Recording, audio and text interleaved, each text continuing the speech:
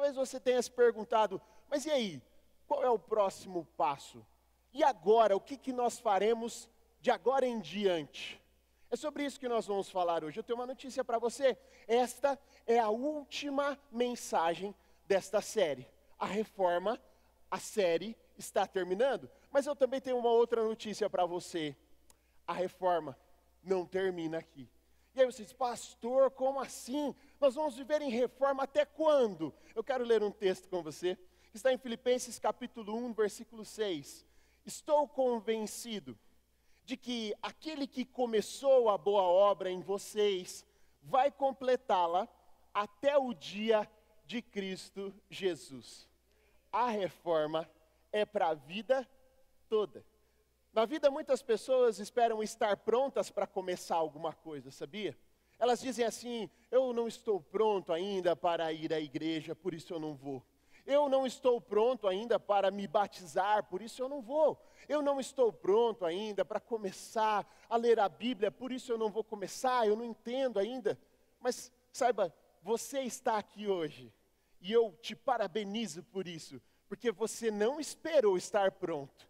Você veio como você estava e Deus está fazendo coisas em seu coração por conta da sua disposição. Porque você veio, mesmo sendo imperfeito, mesmo estando em obras ainda, você não está pronto, você não está pronta, mas você está aqui, disposto e rendido na presença de Deus, pronto para receber a presença dEle em sua vida.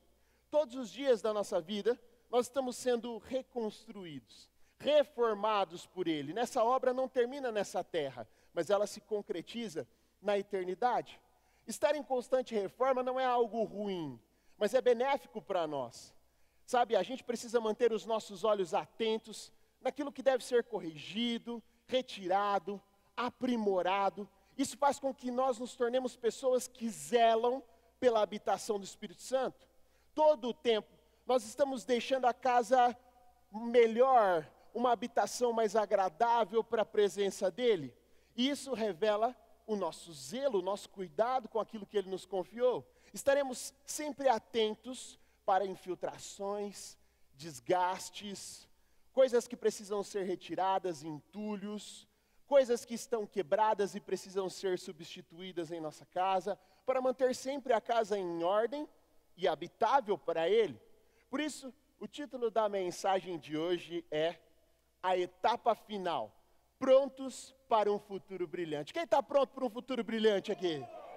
Eu estou pronto, eu aguardo isso todos os dias, eu estou preparado, porque Deus está me mostrando aquilo que Ele está fazendo e aquilo que Ele fará. Se você tem essa visão, vamos juntos nessa mensagem. E precisamos estar atentos a alguns pontos, para manter sempre a casa em ordem e monitorar a habitação do Espírito Santo, para que ela seja preservada. E o primeiro ponto que eu quero falar com você é fechando portas e janelas. Eu tive uma experiência muito ruim há uns anos atrás, onde um ladrão entrou na minha casa. E aí eu cheguei em casa, as coisas estavam todas reviradas, é uma sensação terrível, né? Você ter o seu espaço invadido, o seu momento ali íntimo, né, da sua casa, o seu quarto, as coisas todas viradas para cima. E adivinha só, por onde o ladrão entrou? Não foi pela porta, ele não arrombou a porta, ele entrou justamente pela janela. Pela janela, uma janela que não era muito grande, mas também não era pequenininha como essa, mas era um espacinho de nada. E ele entrou justamente por ali, por isso que hoje eu quero te alertar sobre as portas e as janelas da sua casa espiritual. Porque os ladrões, eles não vão entrar pela porta da frente, eles vão procurar uma brecha, uma janela por onde eles irão entrar na sua vida. Pastor, mas que ladrões são esses aí? Que coisas que vão entrar na minha vida sem que eu perceba? As portas e janelas de uma casa são as áreas vulneráveis, é por onde os ladrões entram. E nós precisamos ter um cuidado especial por essas áreas, para preservar a habitação de Deus em nós. Precisamos estar atentos para que ladrões não entrem, e pior, para que eles não permaneçam na casa e façam uma bagunça na reforma que nós demoramos tanto para poder deixar tudo no jeito para a habitação de Deus. Eu quero ler um texto com você que está em 1 Pedro, capítulo 5, no versículo 8. Diz assim, ó: sejam sóbrios e vigiem. O diabo, o inimigo de vocês, anda ao redor como um leão, rugindo e procurando a quem possa devorar. Resistam-lhe, permanecendo firmes na fé, sabendo que os irmãos que vocês têm em todo o mundo estão passando pelos mesmos sofrimentos. Uma tática comum de Satanás é fazer com que você acredite que só você está passando por isso que você está passando, pelos problemas que você está passando, pelas aflições que você está passando, pelas angústias que você vem passando. Ele faz com que você se sinta sozinho. Mas saiba que a maioria das pessoas passam pelo mesmo problema que você, pelas mesmas dores, pelas mesmas angústias, pelas mesmas dificuldades. Afinal, Satanás não tem estratégias novas, ele não cria nada. Ele sempre trabalha na mesma forma, matar, roubar e destruir. Isso gera um problema comum a todas as pessoas. Quando você se sente sozinho, isolado na sua vida, nos seus problemas, é uma brecha, é uma janela aberta para que ele entre e roube. Essa sensação de que você está sozinho na vida é uma sensação provocada pelo inimigo. Você precisa saber que todos nós enfrentamos lutas e que todos nós estamos ali prontos para fechar as portas e janelas da nossa vida. Pessoas já venceram o problema que você venceu. E quando você compartilha isso, aí a cura sobre você, sobre a sua vida. Procure estar conosco em um GO, em um grupo de oxigênio, em contato com as pessoas que estão na mesma visão, no mesmo propósito que você. E você saberá que você não é o único.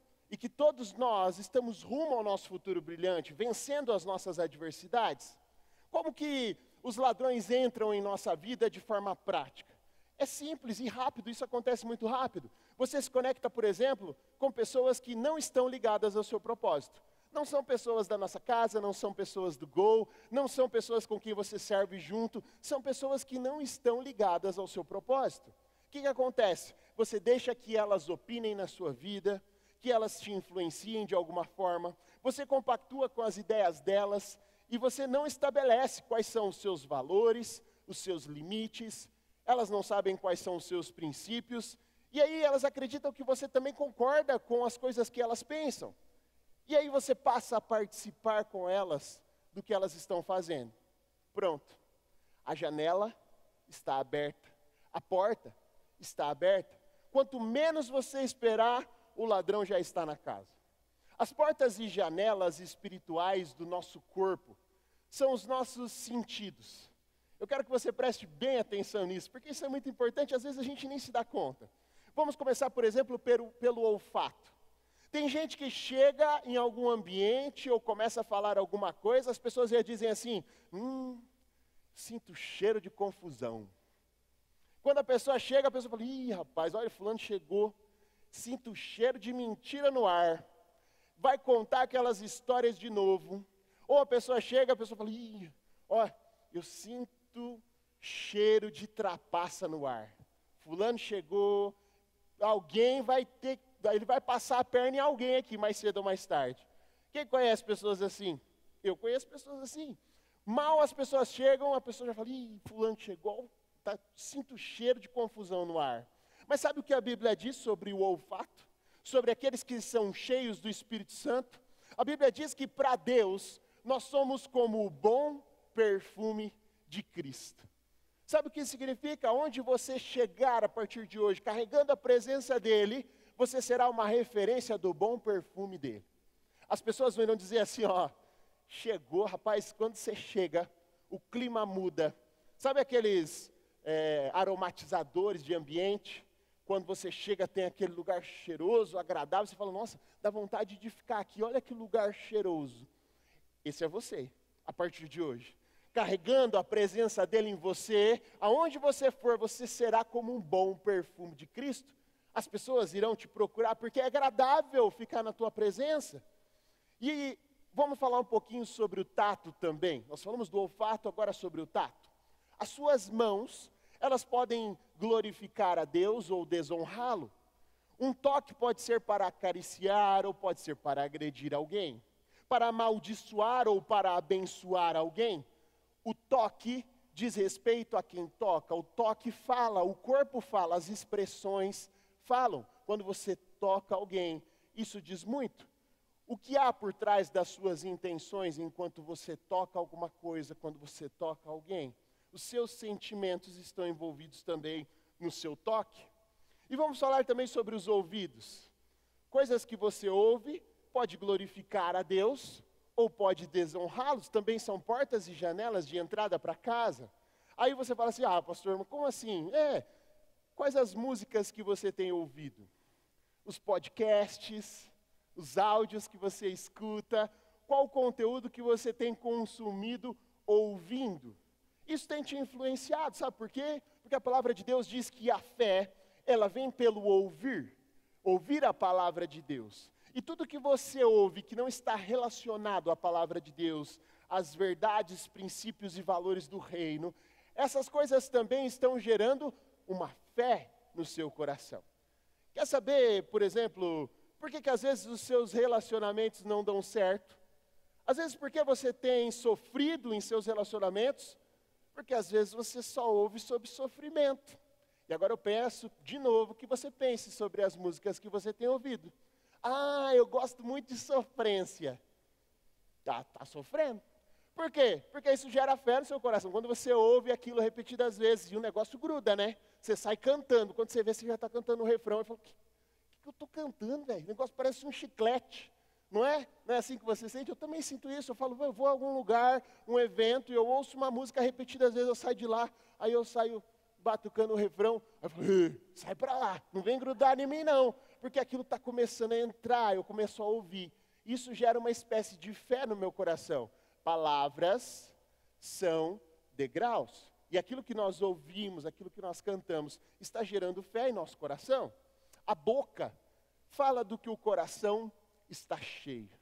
Aquilo que eu estou declarando já é algo que está dentro da casa, aquilo que eu já recebi através das portas e janelas. E aí você fala, e aí, pastor, vamos falar do paladar então? Você vai falar sobre o que a gente pode e o que a gente não pode comer agora? Lógico que não. Jesus já disse que o que contamina o homem não é o que entra, mas é o que sai. São as palavras que contaminam uns aos outros. Nossas palavras são como sementes lançadas no terreno do coração do outro. Todas as vezes que você diz alguma coisa, essa palavra ela não volta vazia. Você está declarando algo sobre a vida de alguém, está gerando algo na vida de alguém. Isso é uma semente para o futuro, todas as nossas palavras. Agora eu quero te perguntar, quais são as palavras que você tem professado? O que você tem dito para os seus filhos? Declarações de amor, de fé, de esperança para a vida deles? Ou você só tem declarado palavras de maldição sobre eles? Você não presta para nada. Você não tem futuro mesmo. Você é igual fulano, você é igual ao seu pai, você é igual ao seu avô. Você não tem jeito mesmo. Pais, mães, alerta para vocês. O que você declara sobre a vida dos seus filhos está gerando algo no coração deles. Cuidado com o que você declara. Você jovem, o que você tem declarado sobre o seu futuro? Eu não sirvo para nada. Esse emprego, todos os empregos que eu entro, eu não fico. Eu não permaneço, eu não encontro nada que seja ligado ao meu propósito. Eu não tenho propósito de vida. Cuidado, jovem, porque você está declarando coisas para o seu futuro. Por isso nós temos aí muitas pessoas de meia idade que ainda não encontraram o seu propósito nessa terra. Porque eles declararam tanto que eles não serviam para aquilo, que eles não prestavam para nada, que eles não viam um futuro em sua profissão, que ninguém estava preocupado com eles, que eles acabaram sozinhos. E você que está lá no seu trabalho, você não declara coisas boas a respeito do seu trabalho. Poxa, esse emprego é uma bênção, que bom que eu tenho um emprego, que bom que eu tenho para onde ir esta manhã, que bom que eu tenho onde trabalhar esta semana. Declare coisas boas a respeito do seu trabalho, o lugar onde você está, e você vai ver que o ambiente vai ser outro. Para carregar o bom perfume de Cristo, você precisa estar disposto a declarar coisas boas em relação ao seu futuro. Elas são sementes que vão germinar. E por último, nós temos aí nas nossas janelas do corpo, os olhos. E eu gosto muito dos olhos. Há quem diga que os olhos são a janela da alma. Uma técnica de tortura para prisioneiros de guerra. Você sabia que era expor os prisioneiros a imagens horripilantes, terríveis? Eles passavam horas assistindo aquele conteúdo, porque era uma técnica de tortura para os prisioneiros de guerra. Era insuportável para eles olhar aquele conteúdo. E sabendo disso, nós vemos que isso afeta diretamente o nosso psicológico, a forma como nós enxergamos o mundo. Agora eu te pergunto, por que você continua assistindo tragédia?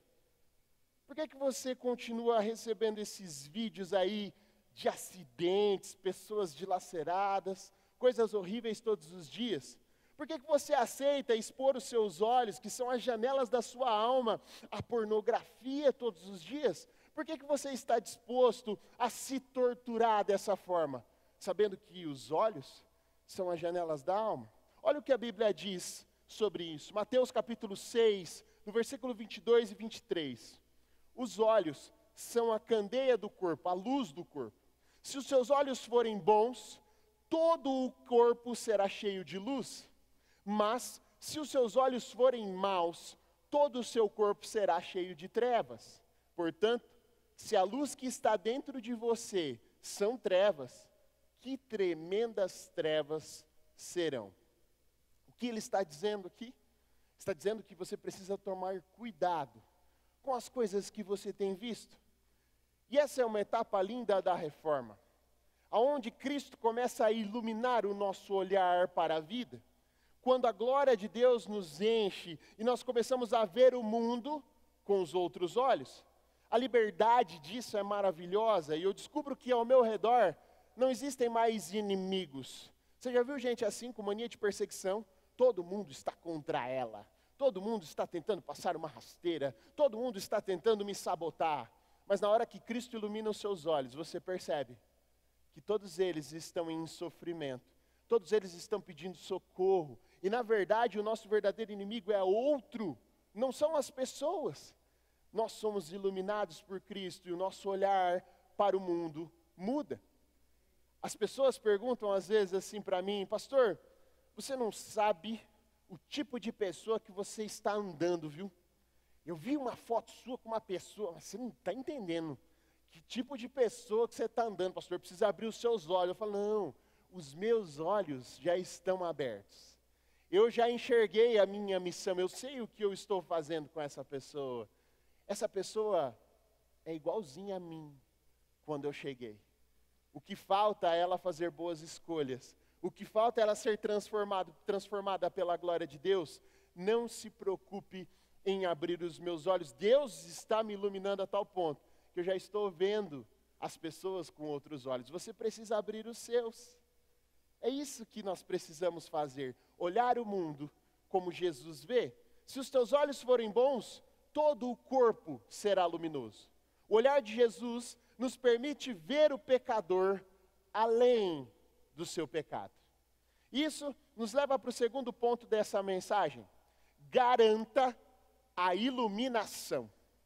Se os teus olhos forem bons, todo o corpo será luminoso, toda a casa será luminosa. E o que isso significa para nós na prática? Que nós precisamos estar atentos às coisas que nós colocamos diante dos nossos olhos. Se todo o tempo nós estivermos estimulando o nosso olhar com coisas ruins, inevitavelmente as trevas irão invadir o nosso interior. Nós ficaremos com a casa no escuro. E isso é uma tortura para nós. Você tem sofrido por isso, eu sei.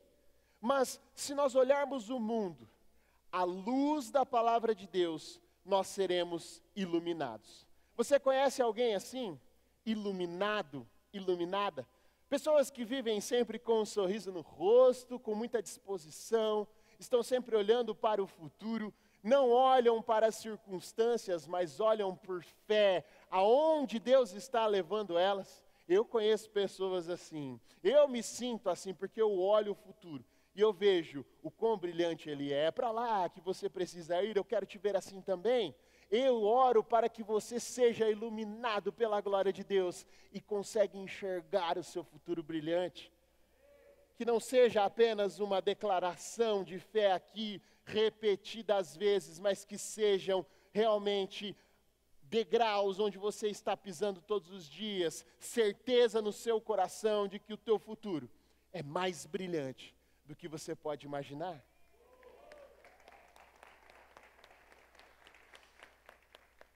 para garantir a iluminação, nós precisamos estar diariamente expostos à luz da palavra de Deus.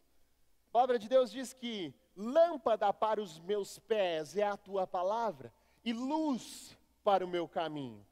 Para iluminar o caminho, nós precisamos estar todos os dias à luz da palavra de Deus, dispostos a estudar a palavra, saber o que Deus está nos prometendo, saber quem é o nosso Deus através da iluminação da palavra, ser confrontado com as histórias, porque as histórias não são sobre os personagens, eles já não estão mais conosco. Agora essas histórias são sobre mim, sobre o que eu preciso mudar em minha vida. Estar disposto a se colocar diante de Deus e não resistir ao Espírito Santo. Olha o que diz a palavra de Deus em João, capítulo 3, João, capítulo 1, versículo 3 ao versículo 5. Diz assim, ó: todas as coisas foram feitas por intermédio dele. Sem ele, nada do que existe teria sido feito. Nele estava a vida, e esta era a luz dos homens. A luz brilha nas trevas, e as trevas não a derrotam. Em Efésios capítulo 5, 14, diz assim: pelo que diz, desperta tu que dormes, e levanta-te dentre os mortos, e Cristo te iluminará. Renda-se à presença de Deus e receba a iluminação dele na sua casa, na sua vida. Fazendo isso, uma mudança interna começará a acontecer em você. A luz de Deus iluminará todas as trevas dentro de você. E isso fará com que você mude o seu olhar diante das pessoas, diante do mundo. A religião, ela quer mudar o outro, para que eu não me sinta confrontado. Jesus quer mudar o meu olhar, para que através de mim, muitos sejam resgatados. É sobre isso. Na maioria das vezes, o problema não está no outro, o problema está em mim, no meu olhar, na forma como eu vejo as pessoas. Nós precisamos aprender a olhar o mundo e as pessoas pelas lentes de Jesus. E isso só é possível se você deixar ele iluminar a casa através da palavra. Mas por que muitas pessoas não querem ser iluminadas, pastor?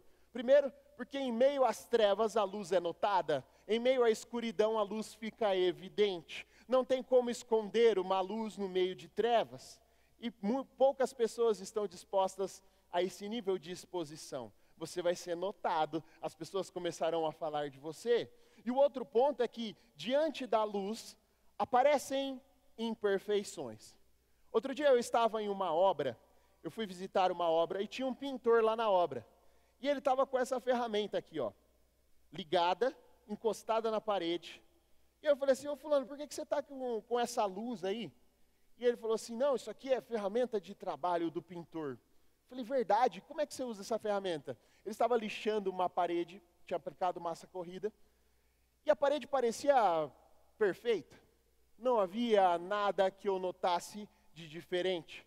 Mas quando ele acendeu a luz, a parede estava toda torta. Haviam vários buraquinhos, várias imperfeições, várias coisas que precisavam ser corrigidas, e ele estava ali minuciosamente lixando aquela parede com a luz próxima a ela. O que isso me ensinou? Que a palavra de Deus, sendo luz para o nosso caminho, lâmpada para os nossos pés, ela deve ser lida como a ferramenta do pintor. Quando eu abrir a minha Bíblia, ela precisa me iluminar a tal ponto que eu possa ver as imperfeições do meu coração. Que eu possa notar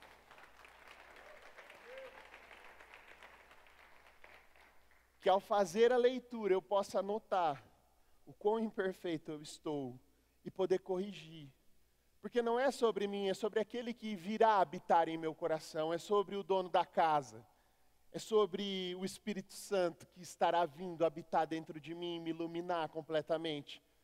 Se eu o desejo, se eu quero muito que ele esteja em mim, eu preciso ler a minha Bíblia diante da luz, com Cristo, com o autor da palavra lendo juntamente comigo. Deus me ensina com várias coisas, e às vezes eu fico impressionado na forma como ele fala. Nesse dia da obra mesmo, ele me mostrou isso claramente, que nós só não percebemos as nossas imperfeições, porque nós não lemos a Bíblia como uma luz diante de nós. Nós precisamos olhar para Jesus. Sabe, às vezes você não está disposto a ser iluminado, não está disposto a estar diante da luz, você acredita que você precisa esconder as suas imperfeições? Eu gosto muito de ir à praia. Quem gosta de ir à praia? Confessa, a praia é bom demais, eu amo ir para a praia. Eu gosto de estar na praia, na areia, gosto de comer uns petiscos na praia, de estar ali olhando para o mar, que aliás é uma maravilha do Criador, aquela imensidão de água. Mas na praia nós temos desafios, não é? Por que que a religião às vezes proíbe as pessoas de ir à praia? Não, você não pode ir na praia, porque é um lugar de tentações e você não pode estar lá na praia. Porque na praia as pessoas estão com roupas de banho. Mulheres de biquíni, homens de sunga estão saindo do mar, entrando no mar. E aí eu te pergunto, o que que é mais fácil? Você deixar de ir à praia e esconder os seus desejos, ou você ser iluminado pela presença de Deus e ir à praia com outro olhar? Quando eu vou à praia, Deus me dá outro olhar para as pessoas. E aí existe um confronto no coração de quem está lá na praia. Eu preciso lidar com a lascívia se ela estiver no meu coração, com o desejo se ele estiver no meu coração, com a inveja se ele estiver no meu coração, porque eu olho e falo, o cara conseguiu concluir o projeto verão, eu não consegui. Porque eu preciso lidar com isso dentro de mim, isso revela, é luz acesa dentro de mim. Então às vezes é mais fácil eu falar, não, eu não vou à praia, porque eu não comungo com esses pecadores, do que estar lá e estar exposto aos seus desejos. E pedir para que Deus te transforme através da iluminação da glória dele, para que você mude o seu olhar. O problema não está no outro.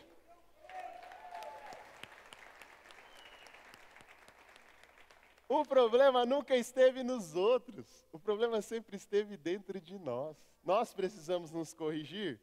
Pastor, como é possível preservar meus olhos neste mundo perdido? Trazendo o Espírito Santo para morar dentro da casa. Ele é a luz que expulsa todas as trevas. E agora nós vamos para o terceiro ponto.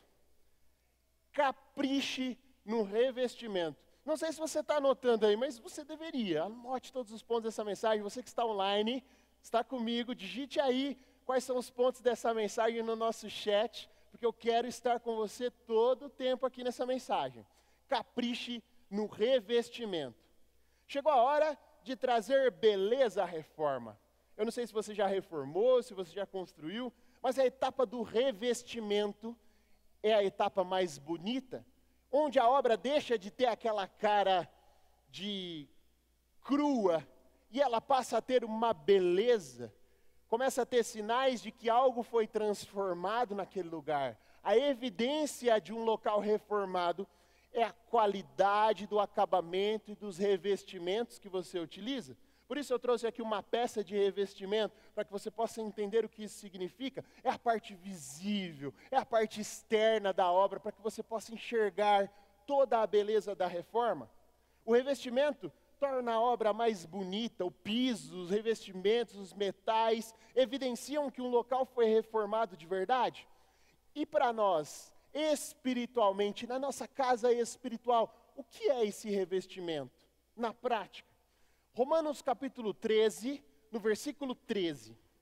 Comportemo-nos com decência, como quem age à luz do dia, não em orgias e bebedeiras, não em imoralidade sexual e depravação, não em desavença e inveja.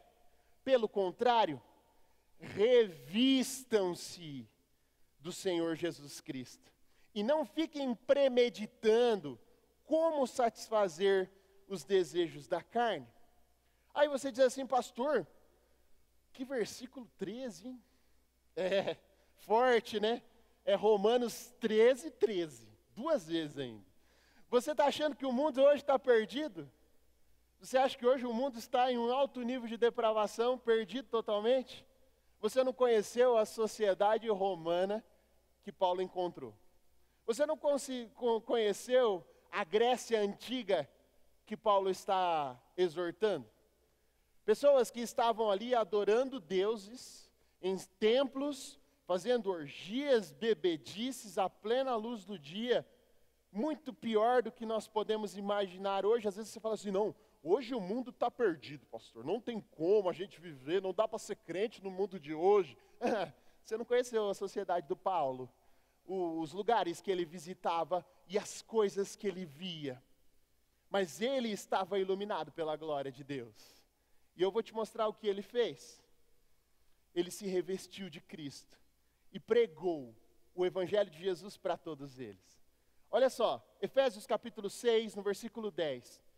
No demais, irmãos meus, fortalecei-vos no Senhor e na força do seu poder.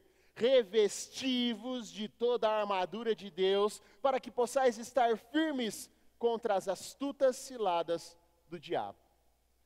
Se você estiver revestido da presença de Deus, não importa o ambiente em que você esteja, as pessoas que você encontre, você estará pronto para iluminar aquele lugar. Você estará pronto para ser luz em meio às trevas. Todos verão a essência de Deus em você, o bom perfume. Haverá sinais de que você está chegando naquele lugar. O clima vai mudar, o ambiente vai mudar. Você vai transbordar aquilo que você tem carregado dentro de você. Existe uma luz emanando da casa, saindo de você, iluminando as pessoas. Sabe, a transformação social que a educação está propondo, que a política tenta propor, que a religião tenta propor, ela só vai acontecer quando as pessoas estiverem cheias do Espírito Santo. Não há como mudar o mundo sem pessoas cheias do Espírito Santo. Não importa o que você vai fazer na sua vida, se você vai empreender, se você vai trabalhar para alguém, se você vai trabalhar para o Estado, se você vai se eleger em uma campanha política, se você vai estar trabalhando para alguém, se você vai estar na sua família, se você não estiver cheio do Espírito Santo, não vai acontecer nada. Não importa o quão boa seja a sua atitude, o quão boa seja a sua vontade, não vai acontecer. Você precisa estar cheio dele. Olha só o que diz em Atos capítulo 1, versículo 8. Mas recebereis poder ao descer sobre vós o Espírito Santo, e sereis minhas testemunhas, tanto em Jerusalém, como em toda a Judéia e Samaria, até os confins da terra. Você tem ideia do que é esse poder? Recebereis poder quando virá sobre você o Espírito Santo. Esse poder atrai pessoas, vocês serão minhas testemunhas. Não há ninguém que seja cheio do Espírito Santo que não atraia pessoas. É por isso que nós vemos a nossa casa se enchendo a cada final de semana. Mais lugares ocupados, pessoas chegando aqui em todas as reuniões. Por quê? Porque a presença de Deus atrai, faz testemunhas e atrai mais pessoas. É muito lindo ver o que Jesus está fazendo. Às vezes converso com algum voluntário e ele fala assim, eu sou irmão do fulano lá do Mundo Ok. Eu falo, é? Aí eu chego lá e falo, não, quem me chamou foi o meu primo, ele é lá da comunicação. Aí você fala, louco. Aí você vai lá em cima, não, realmente, a gente é tudo família aqui. A gente descobre que está tudo em casa. Todo mundo se conhece, porque um vai se conectando com o outro. A presença de Deus atrai. Atos capítulo 19, no versículo 11, diz assim, olha só, o que é o poder de Deus sobre a vida de alguém? Deus fazia milagres extraordinários por meio de Paulo, de modo que até lenços e aventais que Paulo usava eram levados e colocados sobre os enfermos, estes eram curados de suas doenças e os espíritos malignos saíam deles. Atos capítulo 19, 6 diz assim, quando Paulo lhe impôs as mãos, veio sobre eles o Espírito Santo, e começavam a falar em línguas e a profetizar. O apóstolo Paulo estava revestido pelo Espírito Santo. E esse mesmo poder que estava sobre a vida do apóstolo, está disponível para nós hoje? Para que ele possa te revestir da presença dele, e você possa fazer obras como essa e maiores que essa. Tudo para a glória dele, porque o revestimento é a evidência dele na sua vida. Não é sobre você, é sobre o que ele está fazendo através de você. Hoje nós teremos um momento aqui de oração. Eu quero te convidar, você que quer esse revestimento do Espírito Santo sobre a sua vida, a vir aqui à frente, eu quero impor as mãos sobre você, para que você receba esse poder que está descrito aqui na palavra. Mas antes eu quero ler um texto com você, enquanto isso você já pode vir aqui à frente, se posicionar aqui que eu quero orar por você, vou impor as mãos sobre você. Zacarias capítulo 4, do versículo 1 até o versículo 6, diz assim, ó: depois o anjo que falava comigo, tornou a despertar-me como se desperta alguém do sono, e me perguntou: o que você está vendo? Respondi: vejo um candelabro de ouro maciço, com um recipiente para azeite na parte superior, e 7 lâmpadas e 7 canos para as lâmpadas. Há também 2 oliveiras junto ao recipiente, uma à direita e outra à esquerda. Perguntei ao anjo que falava comigo: o que significa isso, meu senhor? E ele disse: você não sabe? Não, meu senhor, respondi. Esta é a palavra do Senhor para Zorobabel, não por força, nem por violência, mas pelo meu espírito, diz o Senhor dos exércitos. Eu quero que você se renda hoje à presença de Deus, sem reservas, que você feche os seus olhos,